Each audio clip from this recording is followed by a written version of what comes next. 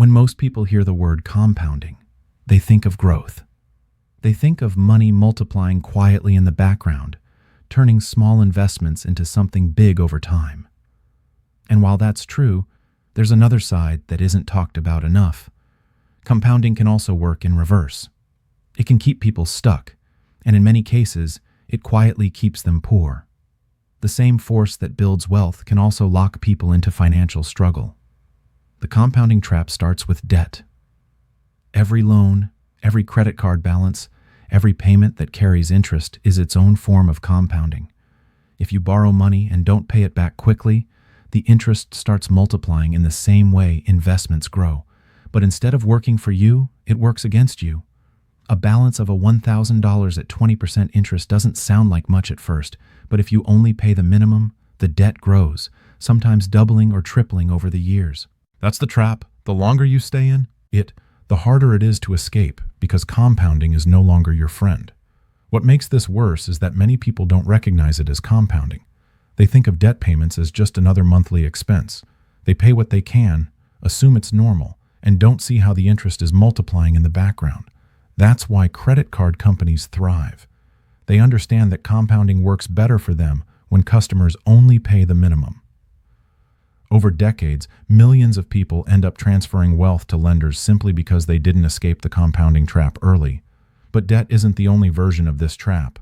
Another way compounding keeps people poor is through habits.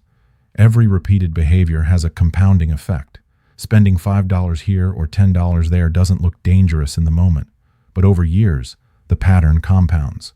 That daily choice to spend instead of save, to buy instead of invest, adds up to thousands of dollars that could have been working for you.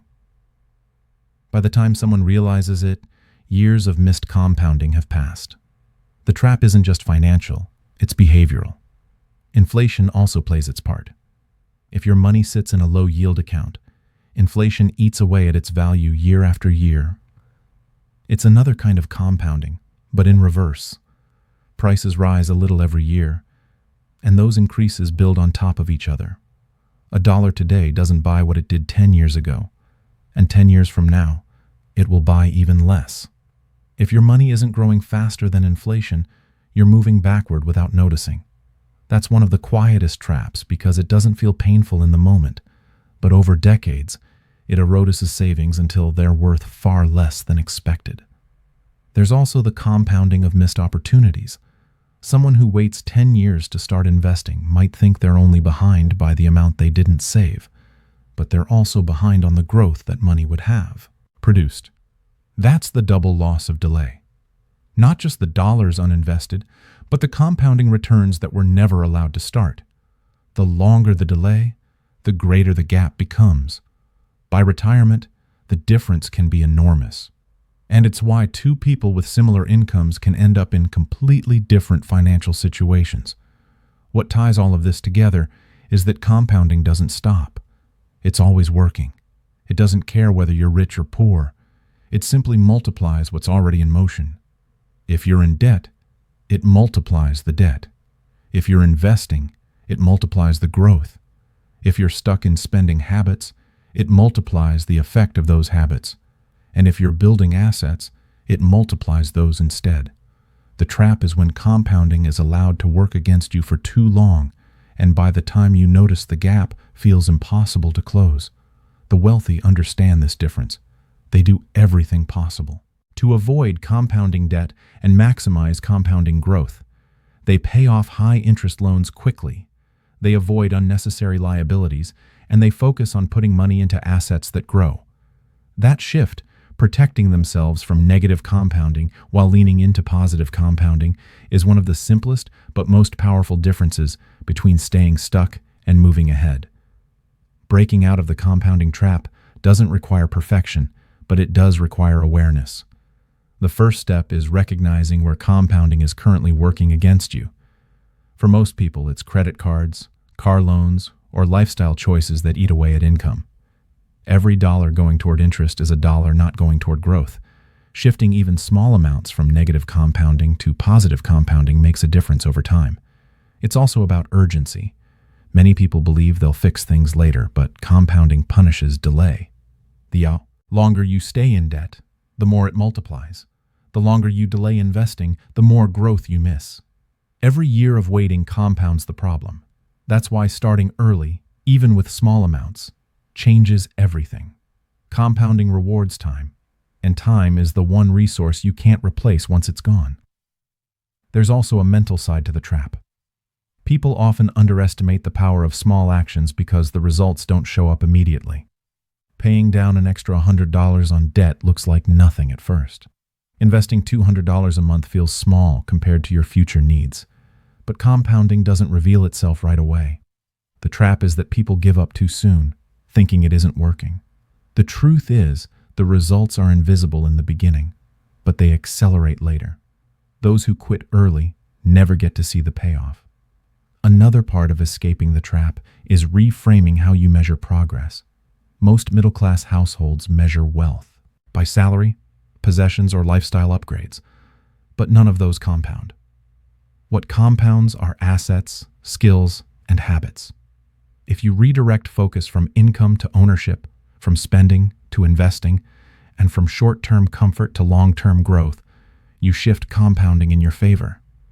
Over time, that change creates a gap just as large as the one debt creates. Only this time, it works for you instead of against you. The biggest reason people stay poor isn't that they don't earn enough. It's that the forces of compounding are stacked against them. Debt compounds, inflation compounds, bad habits compound, and missed opportunities compound. Meanwhile, they never give their money enough time to grow in the opposite direction. It's not a lack of intelligence. It's a lack of awareness about how quietly and powerfully compounding works in both directions. Escaping this cycle requires more than just knowledge. It requires discipline. To stop feeding negative compounding and patience to let positive compounding work. That means paying down high-interest debt as quickly as possible. It means putting even small amounts into investments consistently. It means recognizing that every habit, financial or otherwise, is compounding into your future, whether you like it or not. What makes compounding so deceptive is its quiet nature. Nobody feels the impact of interest in the first month or even the first year. That's why so many people ignore it. A $3 coffee doesn't ruin you today. A few hundred in credit card interest doesn't feel catastrophic this month. Inflation creeping up by 3% doesn't seem like much when you're looking at a single year. But these small, almost invisible effects are exactly what build into life-changing outcomes. By the time the results are obvious, the damage has already been done. Think of two people earning the same salary for 30 years. One carries credit card balances, buys cars on loans, and delays investing until later. The other cuts debt early, puts small amounts into investments every month, and lets time do its work. On paper, their incomes look identical. But at retirement, the first person may have nothing but bills, while the second could be sitting on hundreds of thousands of dollars in assets. The difference wasn't luck. It was compounding pulling them in opposite directions. Another layer of the compounding trap is social pressure. Many people feed negative compounding without even realizing it because society normalizes debt and spending. Credit card offers arrive in the mail. Buy now, pay later buttons show up on every shopping site. Financing options are built into everything from phones to furniture. The system is designed to keep people compounding in the wrong direction. What looks like harmless convenience is really a long-term transfer of wealth away from the spender and toward the lender. Escaping requires more than avoiding debt. It requires building habits that compound in the right way. Learning one new skill every year compounds into expertise over a decade. Reading a few pages of a book each day compounds into hundreds of books over a lifetime. Investing a fixed amount every month compounds into financial freedom. Compounding isn't limited to money. It applies to knowledge, discipline, health, and relationships. That's why the compounding trap is so dangerous. It hides in plain sight, pulling people deeper into cycles of debt, delay, and wasted opportunity. But the exact same force can be the greatest wealth-building tool available if you choose to align with it. The earlier you flip the script, turning compounding from an enemy into an ally, the sooner you move from barely keeping up to building a future that grows on its own. And that's the choice everyone has to make. Compounding never stops. The question is, whether it's working for you or against